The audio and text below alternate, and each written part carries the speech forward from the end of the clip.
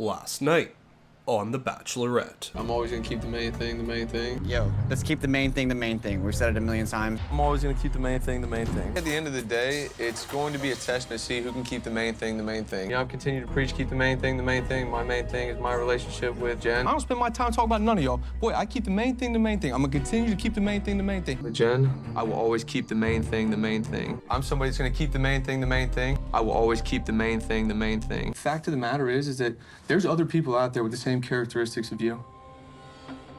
The main thing was not the main thing today. Welcome back to The Bachelorette, where we are moving out of New Zealand and headed back to the US in Seattle. So you know what that means. Time for the men to give a half-hearted yell of the lead's name into the void. Jenn! I give that one a 4 out of 10. And this is the week before hometowns, so there's a lot at stake here as we head into the first one-on-one for the week. This one is going to be with Marcus, who's incredibly lucky to receive the traditional Bachelor product placement date. And since we're here in beautiful Seattle, also known as the Emerald City, I thought it would be so much fun to celebrate the new movie Wicked, which hits theaters this Thanksgiving. Oh, you just know Jesse Palmer was sitting in his magical Mr. Rogers trolley in his green jacket thinking, gosh, wouldn't it be so fun to celebrate the new movie Wicked? At which point all the producers screamed, yeah, and Jesse wiped away happy tears with the money Universal Pictures gave him.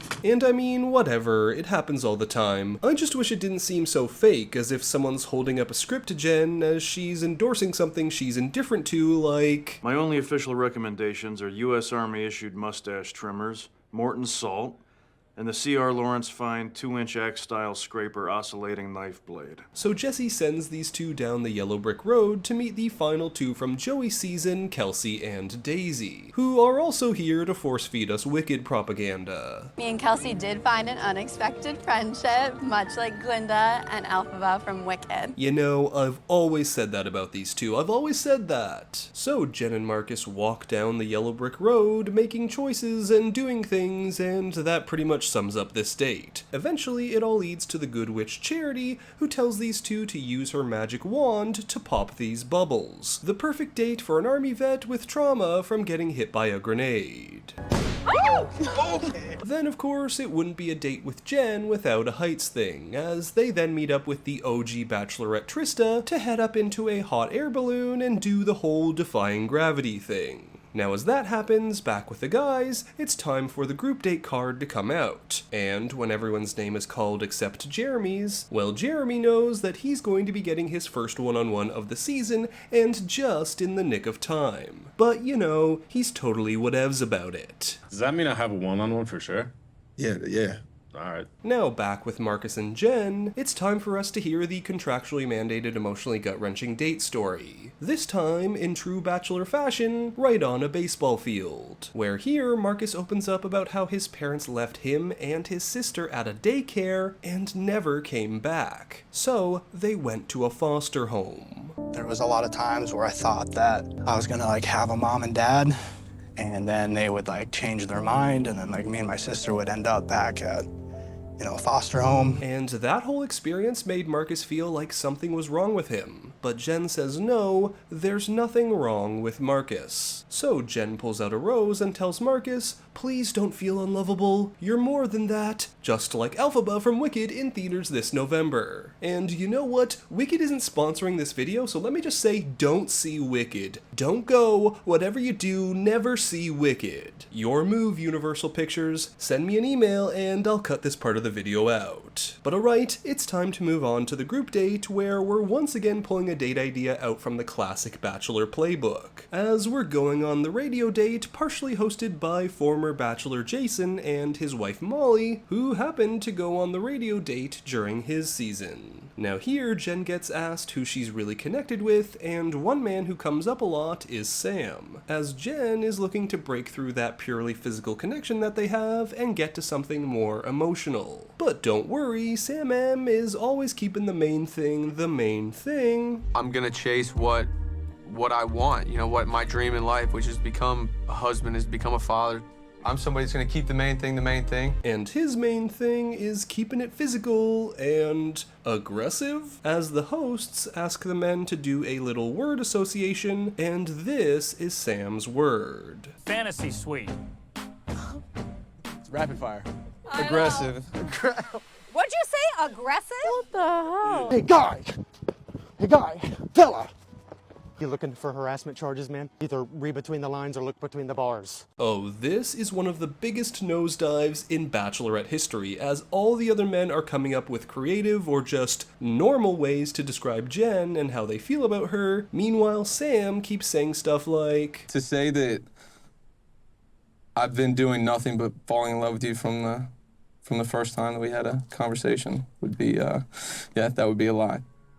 Wait, what? Did he say that the right way? Surely he meant the opposite, right? That he has been doing nothing but falling in love. Am I hearing this wrong? I didn't know if you would be able to show love the way that I knew how to. Are you well in the head, Chief? And I describe my love as reckless. Oh, sweet child of God! Yeah, I think with those two things, it's tough to lose in a relationship. Well, Jenn is feeling like Sam's answers weren't genuine. So Jason and Molly pull Sam aside to have a solo chat with Jenn, where here Jenn asks Sam what his first impression of her was, and Sam pulls out the old shovel to dig himself deeper. I almost didn't even come here. I thought the Bachelorette was gonna be Daisy or Maria. You're stunning, there's no doubt about that right there, but like I know that fades. Okay, this has got to be a top 10 Bachelorette fumble. And Sam is scrambling over here. Like, he calls her selfless, and Jenn's like, how am I selfless? And he goes, oh, okay, I know how you're selfless. After night one, that connection that we had was hot. It was That's not selfless. I feel like you've kept me in a closet. How does that mean selfless? But you know Sam here, when all else fails, go to the physical. My love language is physical touch. It's like this, it's like, Get your hands off her, you scoundrel! Well, that night, at the evening portion of the group date, Jenn says one conversation from the day left her feeling unsettled, and all heads turn to Sam. So Sam is changing up the game plan, he's going all emotion, and yeah, it's just as bad as before, arguably worse. As Jenn asks him why her, where is he coming from, give me anything, and Sam goes, because I love you. Sam. Stop. Oh no, not the... Sam. Stop. Bro is cooked. He's so desperate, he's taken a play out of the other Sam's playbook. Jenn, I'm already falling in love with you. Okay, Also, can we have a cap on all reality TV contestants named Sam for the year? This is getting to be too much for me. Aesthetically, people think, oh no, come on Sam, you can get any girl you want. You're looking back at your life. What does that life look like for you? If I could put it into a book, it would be a book that would be one of the best books that someone could ever read, because the chapters of that book would entail a love story of romance that would be so beautiful, it would make you cry. So Jenn is feeling like Sam's words are lacking substance, and ultimately this has thrown her off, so she ends the night without handing out a group date rose. Thankfully though, Jenn has an easygoing date with Jeremy next, and honestly, Sam's downfall is Jeremy's gain, as now it seems like there's a hometown spot up for grabs that previously was easily going to Sam. And here, these two are going to be exploring the Pike Place market, making bouquets, getting their palms read, then covering those palms in fish guts and catching some fish by hand. Also, Jeremy can do the worm like really well? Then, at the night portion of the date, Jeremy at no point calls Fantasy Suites aggressive or blabber nonsensically until he blurts out an I love you. No, instead he talks about having Jewish Buddhist babies with Jenn because his Jewish heritage is important to him, and also what it would be like to bring Jenn home. So sorry Sam, that spot that was surely yours has just been usurped as Jenn pulls out a rose, and we now have 2 hometown spots filled up. But as we move on to a new day, Jenn, while getting ready, has been stewing and stewing over all this Sam stuff. So much so, she wants to go and address it immediately. How are you feeling?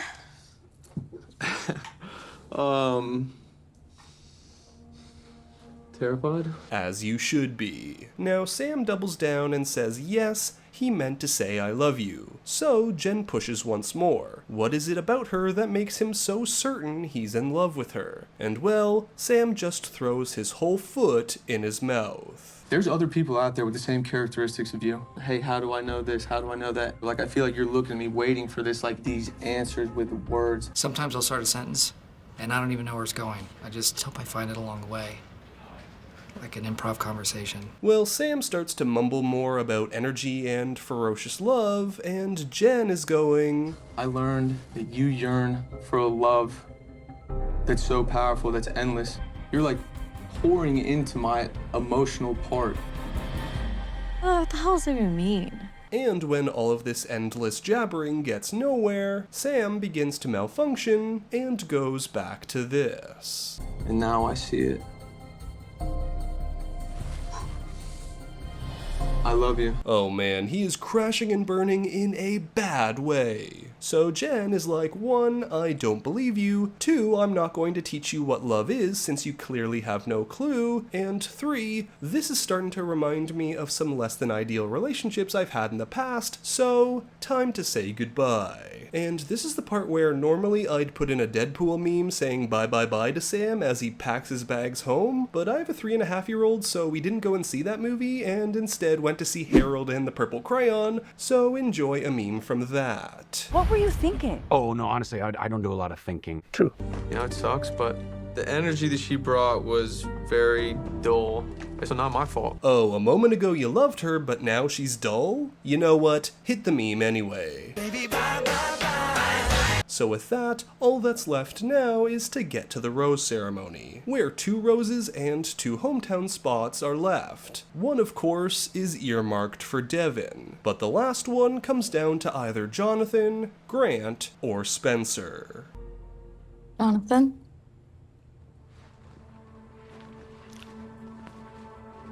So there you have it, we've got our 4 hometown spots, as Spencer and Grant go home. Spencer, for one, takes it really hard and calls his mom.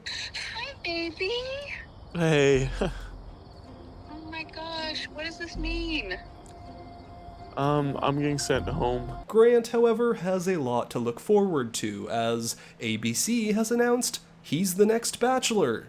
Just like that, put out there online right after the show, with the same amount of thought and care as I'm about to put into the end of this video.